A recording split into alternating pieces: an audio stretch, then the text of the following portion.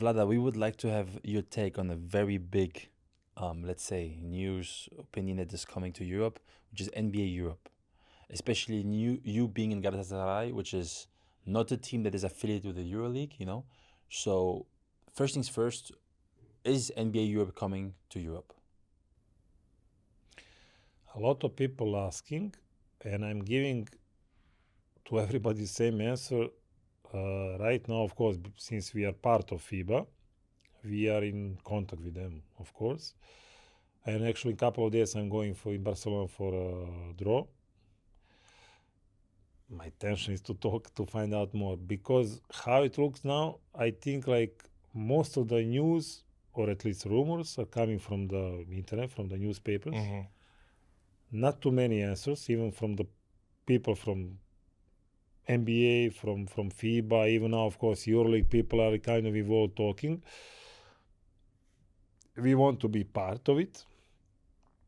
I hope we'll be part of it. But again, like too many kind of things, even like now, again, we are reading England team, German team coming from the soccer, you know, like Manchester United. Manchester is crazy. Yes, and then I read Jaskevicius into like, okay, if the fans of Manchester United are going to be basketball fans, like, okay, we have to close the door and come on. Okay, they maybe have facilities, the number of football population, yes, but, you know, basketball, because I'm giving this one parallel, the Final Four 2012 or 13, I played with CSKA in London. Yeah. Disaster. Really? 0 people in the gym. First of all, you need visa to go in England. This was against most of the people, but they don't have this culture. So it was really very bad Final Four. But if you want to make a change, don't you think you need to like start experimenting and opening new markets? Yes, I agree. But you know, like to set up just like that now, PSG, Manchester United. Yes. Somebody was even saying Borussia Dortmund. You know, like this is against soccer teams. I agree for Because they have the money. I agree for the football. You know, like I don't know, they are signing now player for 100 million. For them to give 10 million to basketball is nothing, like now taking from the pocket, you know. And maybe they think, okay, with the money we can buy everything. I don't know. But for sure it's going to take time. Yes, I'm for that new markets, new something. Look now, Paris, you know, like they're playing good. Before Paris was not even on the map. Correct. I think it's like a long project. Great idea, let's say. Still, unfortunately, this war between FIBA and EuroLeague. This is crazy. Never stops. And then I guess also NBA kind of found, okay, there is a space for us. Yeah. But we'll see. But again, at least my idea, okay, it can be very interesting. We still don't know how. But if we already call NBA Europe, let's put some NBA team. Because at least I heard some rumors at one point, let's say the winner of NBA Europe could go to play this new cup. Emirates Cup. Yeah, this is crazy. Then, okay, it makes sense. But even now, I don't know for how many years NBA teams are coming in Europe, you know, some cities. So, yes, everybody will come to watch that game. But if you're going to play more or less the same team from BCL, and then now again, rumors, Real Madrid, Asvel, I don't know who didn't extend the contract with the EuroLeague, more or less going to be the same league, let's say.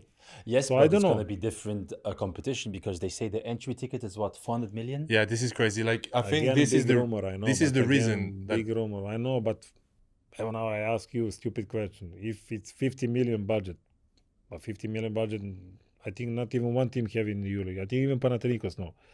So if I can find 50 million, I can invest in the EuroLeague team, for example. Yeah. If I already have.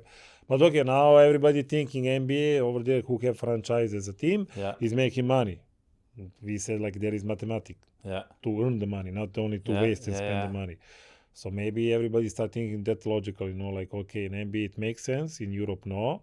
So, okay, now if you find some extra sponsors, investors to put that money, like, okay, for the long term, we will have something like so. Again, like too many rumors. I'm also trying to put, you know, everything together. A lot of news. I'm finding out from the news, and that's it. Because again, like lately, as you can see, most of the people from NBA, at least once in a while, they release something, you know, and then we are reading, as you said, budget 500 million in 10 years. You need to have your own gym. So, like, okay, what is next? But it's interesting what you say, because we had, for example, Ofri and I on the podcast, the owner of Hapoel Tel Aviv, that he's convinced it's coming in 2 years. Yeah. Well, everybody's saying October 27. Yeah. So it's very close. It's So there. they didn't call you yet, telling that Gala needs to be in NBA. No. But what at least that I know officially. Hello, we wanna. Okay. But speaking about expansion, what you think of a team like Dubai coming in EuroLeague? Is this for you in the same reasoning, like it doesn't make sense, or is it good for European basketball? But also I had, as you told me, I was on the many podcasts in Serbia. They asked me, and of course it was all over the news, that I said it's like a market. These shoes cost 20 euro, no, okay, 15, 18, okay, 18 sold out. Yeah. Because in Serbia you have Partizan and Restar, they got a B license 3 years. Mm-hmm. And Dubai got 5 years. This Sorry, is, why? yeah. And that was my main question, yes. And it was all over the news, like it's like a market. Okay, I have money, so I got 5. I got fans, history, everybody sold out gym, 20,000 people, investing every year more and more and more money, and I got 3 years. So what is the standards, how we kind of think who will get more? So, and even now Dubai play Adriatic League, okay, they are very close to Adriatic It's Sea, pretty much the Serbian club there, huh? It's a lot of Serbian roots. Yes. Yeah, true. Shout out, because A lot of Balkans. we went there and they've been so nice. Dejan is so cool. Like, it's a good people. It's good people. Great about it. But, okay, my question was logical, or my kind of opinion is logical. Like, okay, why these 2 teams, 3 years, and Dubai 5 years, and they just come in the, let's say, Europe map of basketball a couple of years ago? Okay, a lot of money, I understand, but it's logical. Yeah. But I have a question actually for both of you. Like, you know, because we're talking about these new markets coming and basically like culture not being so considered, but how much should culture play a role in the matrix of the value of a team? Like what they did in the past? Like the culture, like should the culture be like the same level than marketing, than media, than finances? Like if you want to grow, I think what's happening, it's kind of normal, you know? No, I agree, it's normal. As you say, you got now balance. Somebody is saying Abu Dhabi team is coming, let's say, because they organize also Final Four. But they're not part of the Europe, come on. Then we change World League or whatever. You know, but Israel neither. So I agree for the new market. You know, like they try with London Lions, then they go out. Now they're coming back again. So they're trying, but you know, like too many. No, but too many teams. But again, like okay, these guys you say from Israel, he put a lot of money, crazy money, and everybody knows at least in the Europe, I don't want to say, of course, wasting money. But you don't get back that money that you invest. Unless you have a plan that we don't know about. Okay. I think he has some plans. But I agree.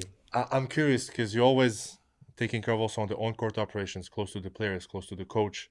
But also I see you're very involved in the different league, the meetings. How do you prioritize what's important for you to take care, like for Galatasaray basketball? Do you take care more of the day-to-day operations, make sure that they're going to win the next game? Or you prepare the next season and where they're going to play and who you're going to talk to? Well, it depends in which kind of period of the season we're talking. For example, now it's like playoff time. It's approaching playoff time. No, definitely. Since I arrived, let's say more or less around the half of the season. Mm-hmm. So it's normal, logical. You didn't select the team. So this is it. It depends from the teams, of course. If you bring like me, okay, sport director in the middle of the season, or coach, okay, we change the coach too. Nobody come to me, hey, Vlad, okay, you have 5 million, 3 million, doesn't matter, change the players. No, we try to kind of wake up the team to do the, I was always using shock therapy, you know, like to try who can do what, how many, if there is a space for improvement, this is it. So, of course, at one point of the season, you're managing from the day to another day, from today till tomorrow. In my situation, I'm trying to understand the big picture of people around the club, who is working, how we are working, how they are working. Again, I get used to play EuroLeague, which is highest level, starting from the charters, let's say. Here you don't have charters. Here you take economic. Really? No. I would think that Galatasaray would fly charter, like, because it's such a big name and stuff, but no. No, but honestly, there is nothing common with the name. Okay, name, but Galatasaray before play EuroLeague. Yeah. Now we play BCL. Mm-hmm. Okay, but you put on the paper, why should I spend money? For example, Istanbul is in a great position. You have connections all over the Europe. So why to spend, I don't know, even now how much it costs, like charter, 40, 50,000 euros. For that you can sign maybe some player, or you can buy, I don't know, medical stuff, something, like you, sometimes priorities. You're an accountant also a little bit. No, but okay, you have to see a big picture again, I'm telling you. So, okay, we cannot compare, we cannot compare the budgets with the EuroLeague teams. So you need sometimes to choose priorities. Of course, even money-wise, I cannot compete with somebody else. We have the good budget, let's say. But even now, to answer on your question, yes, of course, I'm looking for the future, for the next season. Of course, on the paper, I have who have guaranteed contract for next season, who is not, who is old, who is young. Somebody's, I see like a kind of big capacity for improvement. But also money-wise, even if I can compete, for example, with one team, EuroLeague, Eurocup, BCL, in their mind. Yeah. And then okay, I can give, let's say 1 million. Bravo, Vlado, I give you 1 million. But BCL, I don't want to play BCL. I can make 1 million Eurocup, let's say, or even the lowest team in the EuroLeague. Yeah. Something like that. So I'm fighting also against that. That even money-wise, I can maybe compete with other teams. But again, I have somehow to explain him BCL, coming to Champions League. So right now, me as a sport director, because I'm talking with many agents, players, also I have this kind of problem to, facing, even money-wise, okay, I can compete, Vlad, okay, I can compete with, I don't know now which team in the EuroLeague have kind of, let's say, the lowest budget. Yeah. But, no, EuroLeague, or at least the player think that he deserves the EuroLeague. And then I'm fighting against that. So that's why I have the problem. Yes, I'm looking in the future. I'm managing all people around the club. And I already told you. So sometimes it's from day to another day. Sometimes, okay, I already organizing the trip for another game. Now, hopefully, Final Four is coming of BCL. We hopefully be part of it. In 2 days, I'm going to Barcelona to find the easy opponent for us. So we will see, so that's why, yes, of course, I'm looking in the field. Trying to manage the playoffs. So, yes.